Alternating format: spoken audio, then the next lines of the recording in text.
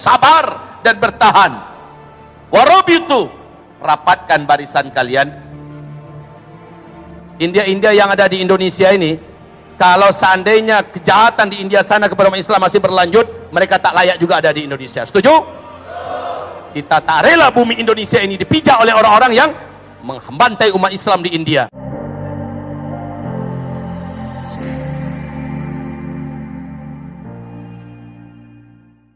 Di akhir zaman, kata Nabi, kamu akan berperang satu. Wa tuqatilunal hinda, kamu akan berperang melawan India, kata Rasulullah sallallahu alaihi wasallam. Perang melawan. Sekarang India cari gara-gara. Mereka bantai-bantai umat Islam. Padahal harusnya kesepakatannya April baru mulai dilaksanakan undang-undang yang sudah resmi oleh pemerintahan India. Tapi dari sekarang mereka sudah mulai membabi buta dan menghancurkan masjid-masjid, ya, membuldozer rumah-rumah ibadah umat Islam dan membakar rumah-rumah, membakar pasar-pasar, membunuh umat Islam. Mereka sudah mulai cari gara-gara. Sehingga ulama-ulama dunia, bahkan ulama besar sekelas Zakir Naik mengumumkan jihad menuju India. Masya Allah. Rasul berkata, siapa yang berperang nanti di India, lalu mereka terbunuh, mereka akan syahid dan mereka masuk surga tanpa hisab. Sini kita akan menyaksikan pemandangan-pemandangan yang paling menakutkan, Bapak Ibu. Pemandangan-pemandangan darah di mana-mana, perang di mana-mana, bencana di mana-mana, kelaparan di mana-mana, penyakit di mana-mana, musibah-musibah alam di mana-mana akan datang dalam waktu yang tak lama. Wallahi, kalau Bapak Ibu mendengar virus corona ini tanda akhir zaman, walaupun Nabi tidak menyebutkan nama coronanya, tetapi zuhurul amradil mu'diyatil musta'siyah di akhir zaman min azhuri fitani hadis akhir zaman. Munculnya penyakit-penyakit menular yang sangat mematikan dan sangat cepat penularannya, begitu bandel dan susah dicarikan penangkalnya, bertembus-tembus berlapis-lapis. Ada yang namanya flu burung, ada yang namanya flu babi, ada yang namanya Ebola, ada yang namanya SARS, ada yang namanya MERS, macam-macam Pak. Sekarang Ebola, sekarang novel corona, dan sekarang udah bermutasi pula dia Pak. Udah jadi aneh nih. Belum selesai lagi virus novel corona baru ini, sudah bermutasi dia menjadi dua jenis. Ada yang tipe L, ada yang tipe S. Ke depan tahap apa lagi perubahannya?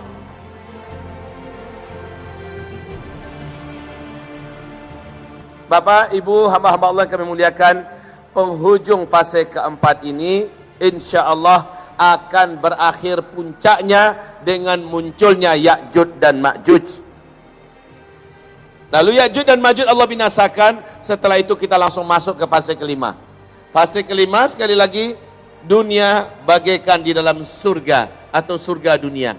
Tidak ada perang, tidak ada miskin, tidak ada susah, tidak ada penyakit, tidak ada bencana. Bahkan binatang buas pun menjadi jinak seluruhnya. Seluruh hewan-hewan yang berbisa, Allah angkat semua bisanya. Demi Allah, dunia benar-benar bagaikan dalam surga, surga dunia.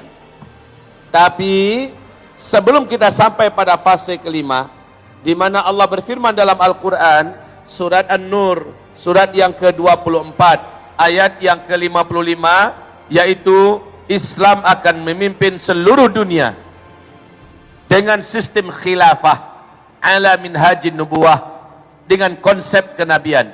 Sebelum itu terjadi, kita sekali lagi berada pada puncak yang paling melelahkan. Perintah Nabi mengatakan, isbiru. Wahai seluruh umatku, kalian wajib bertahan.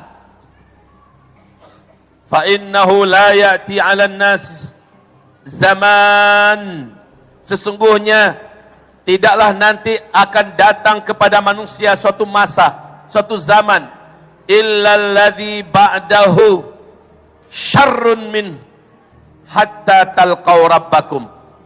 Zaman yang kalian jalani pada saat itu, kata Rasulullah, hari-hari yang kalian hadapi terasa lebih berat dari yang telah dilalui. Dan masa-masa yang akan kalian datangi terasa lebih berat dari hari yang sedang kalian jalani. Pada masa itu, isbiru, kalian semua wajib bertahan, wajib bersabar. Kalau di dalam penutupan surat Ali Imran, Ya ayyuhalladzina amanusbiru wasabiru warabitu wattaqullah la'allakum tuflihun. Hai orang-orang yang beriman, bertahanlah kalian, wasabiru, dan saling mengingatkan orang yang lain agar juga bersabar dan bertahan.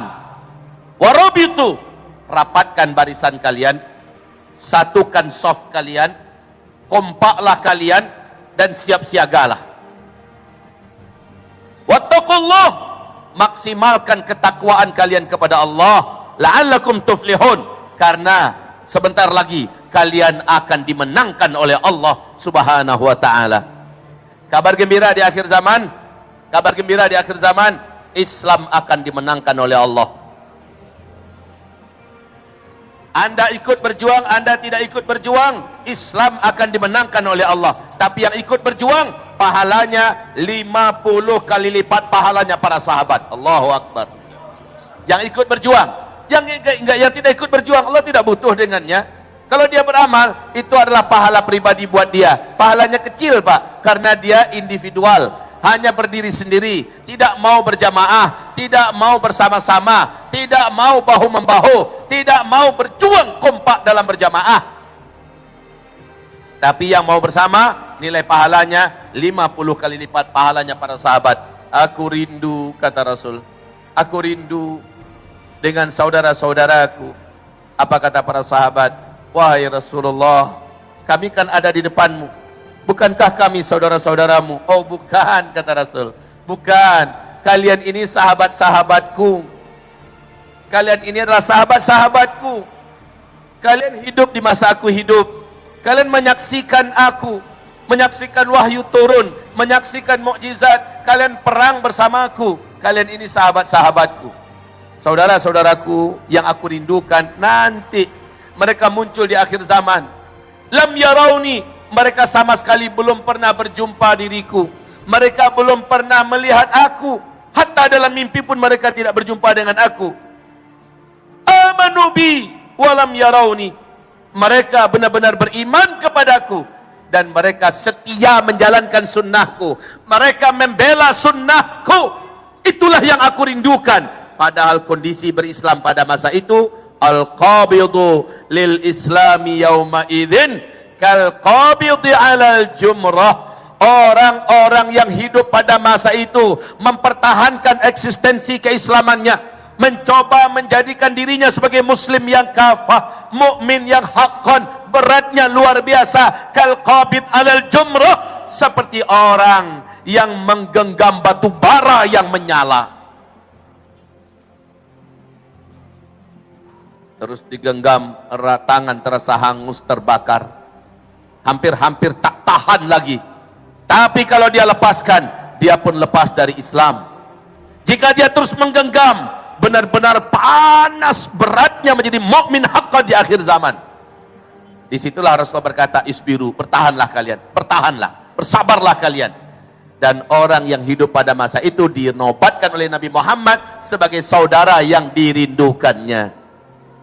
Dan kita bukan sahabat Nabi, tapi semoga kita adalah saudara-saudara Nabi yang dirindukan oleh Rasulullah Sallallahu Alaihi Wasallam. Amin. Syaratnya sabar, Pak. Sabarlah dalam sholat berjamaah 5 waktu di masjid.